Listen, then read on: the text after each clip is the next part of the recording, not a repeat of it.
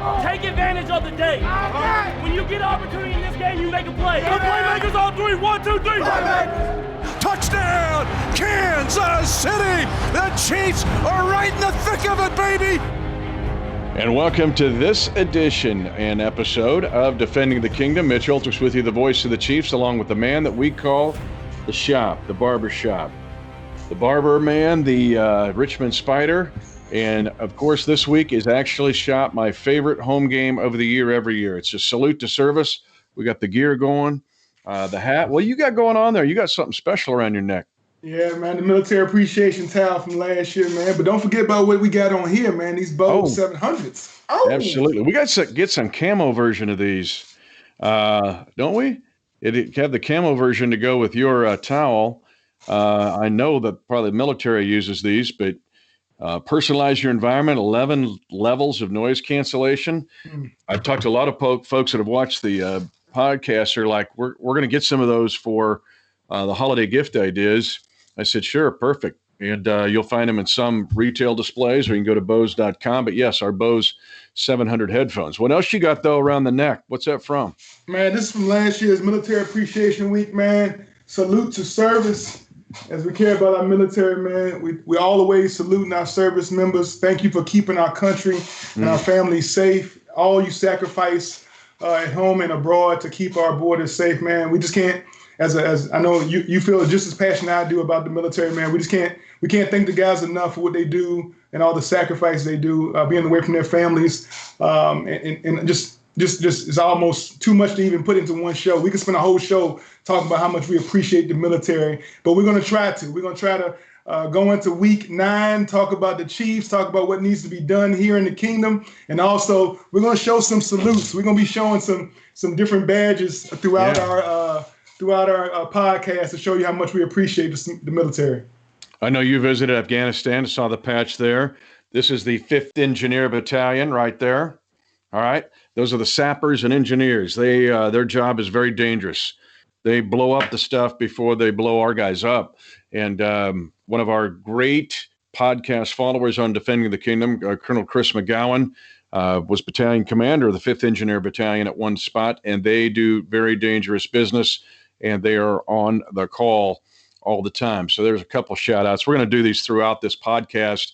And we're going to focus on something interesting. You know what I love at Shop is when you say something that's really thought-provoking. Mm-hmm. And I know people not only watch and listen to Defending the Kingdom podcast, but they watch our Chiefs Rewind show after every Chiefs game on the Chiefs Facebook page, also on the YouTube channel.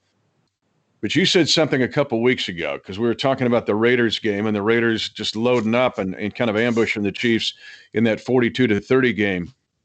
And you said it's the week before their bye. And you got me thinking that we always talk about the week after the bye. We know how good Andy Reid is about that, and we'll talk about that in 2 weeks.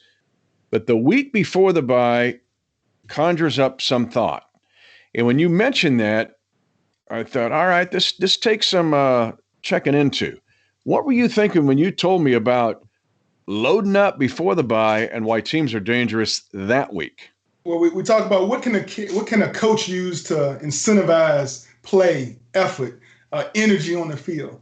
When you have that bye week, every coach can use that bye week how he wants. You can practice Monday, Tuesday, Wednesday, then give them Thursday, Friday off, or you can give them the whole week off and tell them, hey, we'll see you the next week. Guys love the opportunity to earn some downtime. And so, hey, going into that Raiders-Chiefs game, I guarantee you, the Raiders staff dangled that carrot in front of the players. Hey, if we go out there and give maximum effort, no matter what the outcome of the game, I will give y'all the week off. Y'all, take 10 days off, see you the next, prepare after the bye week over. But if y'all don't, if y'all go out there and poop in your caps and don't show me great effort, great focus on that field, we will practice the day after the game, Tuesday, Wednesday, maybe even Thursday, before you have any downtime. So that is a carrot that each coach can use when you're heading into a game before a bye week. You can incentivize your guys to go out there and give maximum effort because you know they're going to have maximum rest to prepare for that game after the bye. We always try to give people pearls of wisdom and thought-provoking, things and phrases, but don't poop in your cap is a really good one.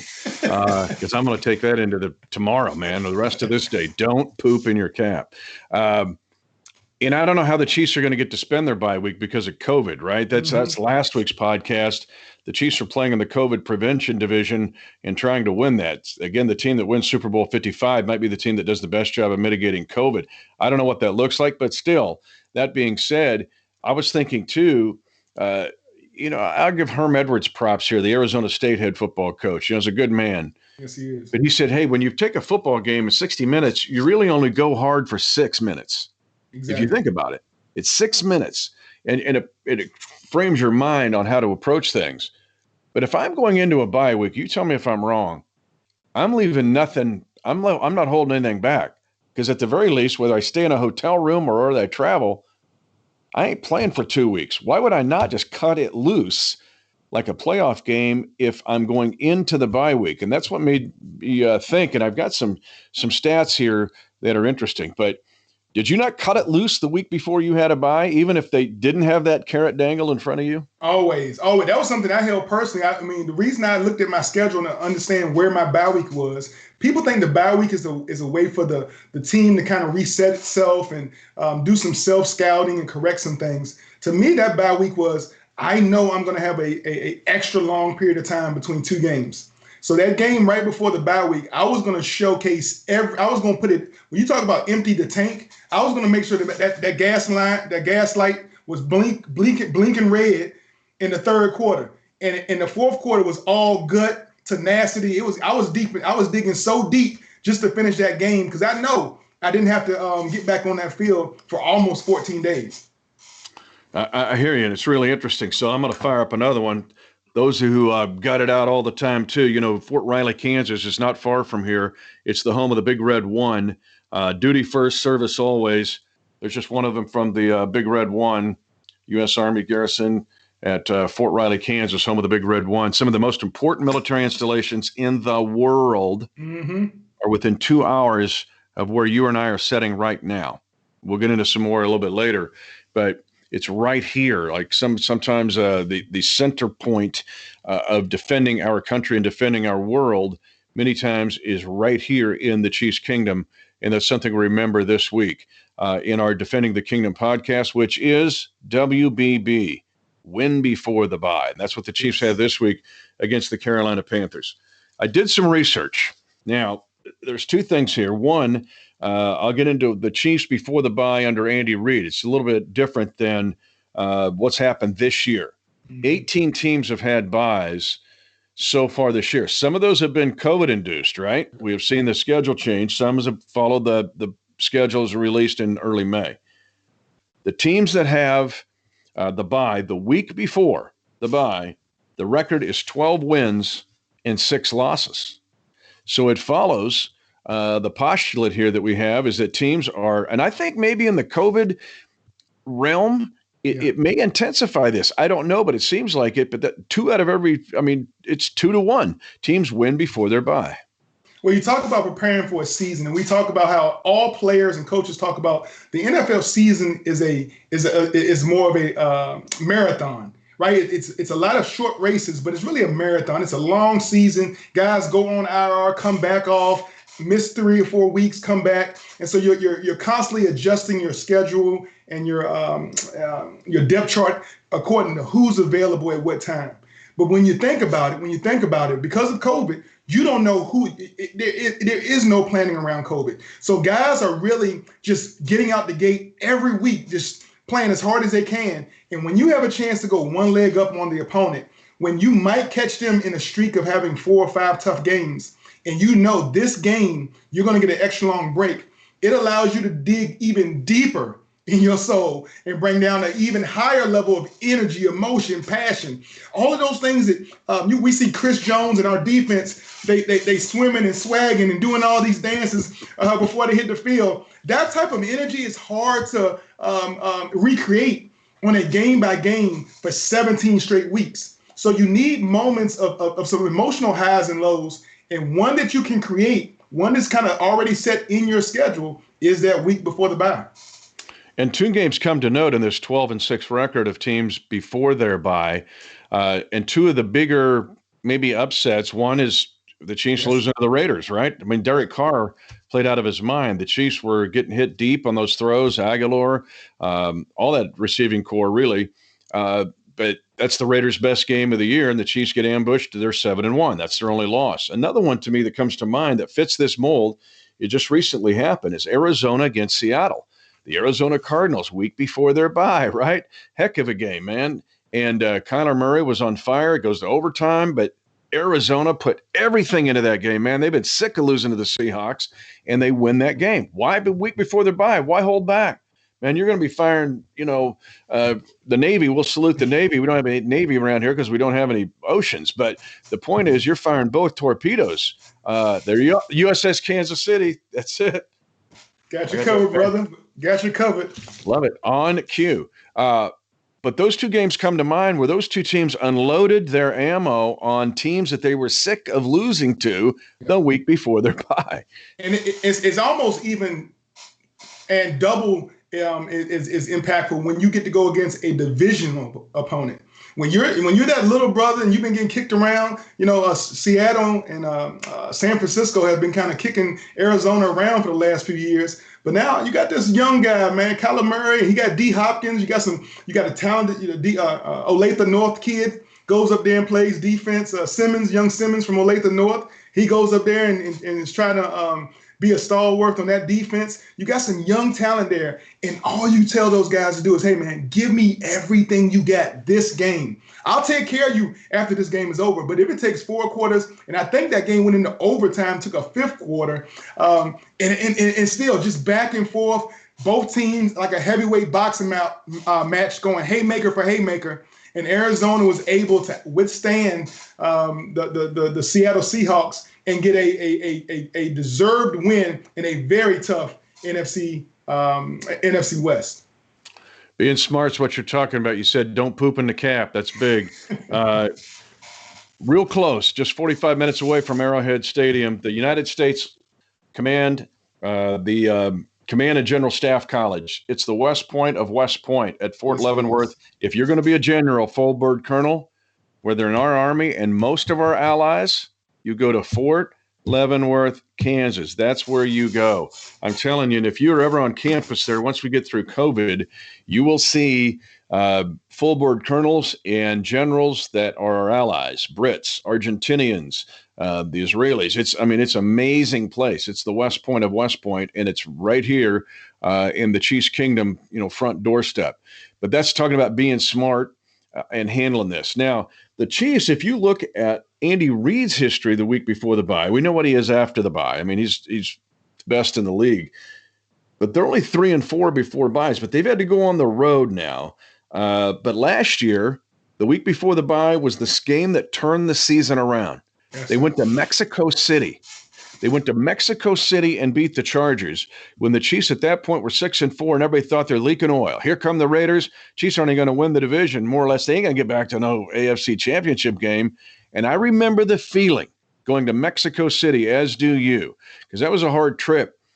But the team was like, pour it into this game because we get 2 weeks, but we got to get this game and take care of it, whether in Mexico or whether in Venezuela or in Botswana. It's like we got to win this game. And I could sense that knowing, hey, you got 2 weeks after that. Pour it in to this game and turn the season around. Well, you talk about mindset, and we know that you can't trick yourself too many times in this this game of football. If the guy lining up against you across the ball is an alpha dog, he's all pro. He's doing all he can get pressure on command. It's not much you can do about it. You link arms with your teammates. You tell the running back and the tight end, hey, I need some help on this edge. I got Von Miller coming off the edge. I got Matt coming off the edge. I got Aaron Donald in front of me. I'm gonna need some help. This guy is an alpha dog. But when you got that bye week, you can look at each other and say, hey man, I'm gonna make this guy work every single down.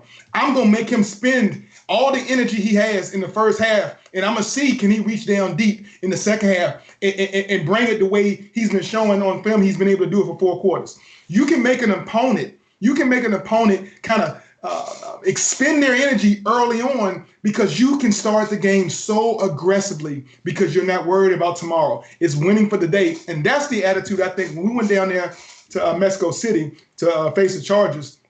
Our guys had one thing in mind: start fast, finish strong. And that mentality only comes, you can only truly believe that when you know that you coming into a bye week and you don't have a game that following week, because your body subconsciously will begin to tune it down in the fourth quarter if you know you got a game coming on Thursday night or next Sunday early. You'll just human nature. You can't finish the way you need to finish if you know you got a game the next week. So I look forward to this. This might be the best example. We talk about a Chiefs team, all three phases, being able to stack the wins like we've done the last couple of weeks, being able to run the ball, throw the ball, play special teams, stop the run, get after the passer, make big plays, turn the ball over on them and hold on to the ball. That's how we number one in the turnover ratio. All of those things come into factor just one more time heading into the bye week.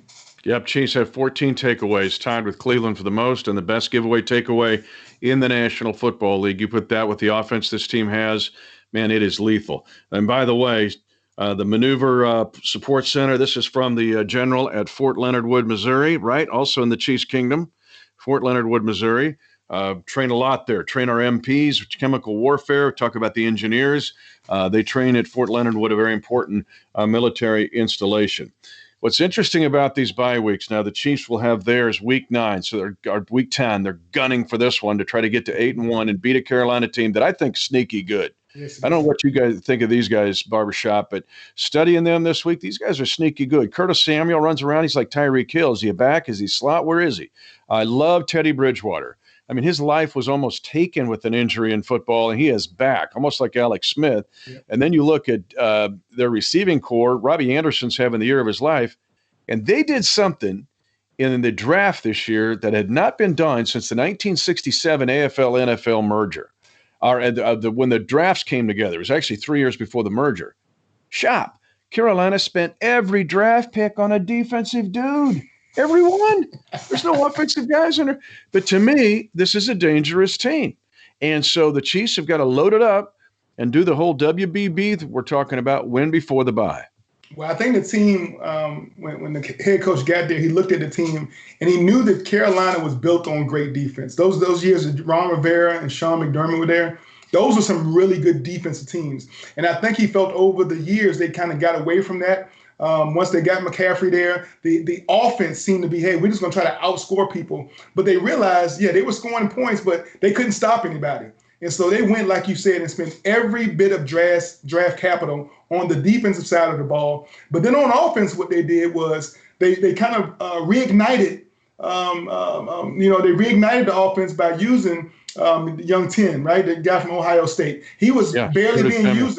Curtis Samuel was barely being used a year ago. So they've made him a jack of all trades. And then they go out and get a number one wide receiver from the Jets. They get Robbie Anderson, a guy whose numbers we're always putting out there, but because he was on a Jets team that was losing across the league, he wasn't really getting the shine or the respect that he's getting now. And that allowed a number one in DJ Moore to now become a number 2 receiver, and he can put on a show. If you don't give him the respect, DJ Moore can put up 2 touchdowns, 100 yards, and 10 receptions before you know it in the blink of an eye. And then they have depth at the running back position because early in the season, right, McCaffrey goes down, and what does Mike Davis do? He doesn't skip a beat. He's shown that he's a guy that can step up and play at that next level. So, hey, man, they got all hands on boards. They got a bunch of weapons, bunch of bullets loaded. And, hey, they're going to give us their best shot. But I believe this defense, this offense, this special teams, what we've been doing here lately, and we ride that momentum, we keep riding that train, we have so much trust in one another when you talk about a unit, a team, even our community, between our fans, our coaches, and our players. There's nothing, I don't think, that can come into Arrowhead Stadium and break the trust between this team and the coaches and our fan base. And Matt Rule broke out something last week. He's got P.J. Tucker, the quarterback from Temple kid. Yep. And they put him in as like a Taysom Hill type guy. I mean, T.J. Walker, I should say, came in as like it's like, what's the backup quarterback doing? Well, they did the whole dual quarterback like the Saints do with Taysom Hill. We'll close it out this way. This is the Chiefs bye week next week. Win before the bye. And yet there are, let's see, I'm counting week 9, 10, 11. There are bye weeks coming up. and then week 13. Here's the deal. Go back to our last Defending the Kingdom episode of the 3 divisions the Chiefs are playing in, and that's winning the COVID division. Now, all of a sudden, it popped out in just the last 36 hours. The Ravens are having issues. Some of their top defensive players have gone to the COVID list. Yes. Most of these teams, Shop, have no more buys. There are no more buys. So the NFL, how are you going to fit this in, and how's this going to work? They're talking about potentially taking the week out between the championship games and the Super Bowl to allow one more week, a week 18, if you will, to maybe have 1 week where you can fit in some rescheduled games. But we're getting down now to the nitty-gritty where there are no more buys. You can't really kind of move the schedule around with a whole lot of flexibility. This is going to get real interesting over the next 75 to 90 days. Yeah, there are teams that are still trying to find out who they are and what they're doing this season. The COVID has thrown some loops and some curveballs into some teams, organizations. But I think that what Andy has shown is that if you have a process that's always looking to protect your players, and you're trying to continue to mold and for them players to grow as a team and as a unit on the field, you don't really worry about the product until the end of the season. You have certain things that you want guys to come into the facility and work on a day-by-day basis. And part of that this year was the trace and contact, wearing your badges, having the face mask on, being social distance, washing your hands, all the things that we were asking the nation to do, our players had to do that tenfold. And It became, you had to sacrifice some of your individual rights for the sake of the team. And when we talk about military appreciation, that is the mentality those guys have 365 days out of the year. They sacrifice everything for the unit. And so with that, we got so many multiple units to go over. As you continue to speak, I'm just gonna keep flashing. Pop it up there. Pop it up. Yep. I got a bunch of them to show, so I'm gonna keep on doing this as you close this, baby. There you go. The 40th Engineer Battalion. That's what I'm talking about. Sappers, man. They got to blow stuff up before they blow our. Yeah. You got the Navy going on. You got some air. There's some Air Force. You got them all. If you got something Coast Guard in there, you got it all covered. Yeah. Frogmen, baby. Those are lethal right there. Hey, you mess. Don't mess with those cats. Don't mess with those cats. Don't mess with those cats. Do not. Oh yeah, that's for real. The Whirlwind. Fantastic. Got 2 more left. There you go. Task Force. Favorite, my band. Outstanding. This is Looks my like favorite. Cav on there. This is Looks my like 7th Cav. My 2-star Major General Lieutenant Thompson. Yes, sir. There he is. U.S. Cav. First Cav. First Cav. That's one of the more famous patches in our military. And I'll give you this. You talked about Andy Reid. Andy Reid talks about 2 things in dealing with COVID for all of us. And it goes back to the military. 1, unselfishness. 2, discipline. He said, and humility. He said, to me, it is, I'm paraphrasing in an interview I did with him just last week. He said, to me, in my humble opinion, it's really about being unselfish. We got coaches, we have players staying in hotel rooms away from their families to try to stay safe for their families and for their team. I'm reminded of another one, a huge Chiefs fan. And when I got this, he was the chairman of the Joint Chiefs of Staff. That's amazing. That is the top rank you can have in our military. And it's General Richard Myers, who grew up in Kansas City, went to Shawnee Mission North High School. He is now, in his retirement, the president of Kansas State.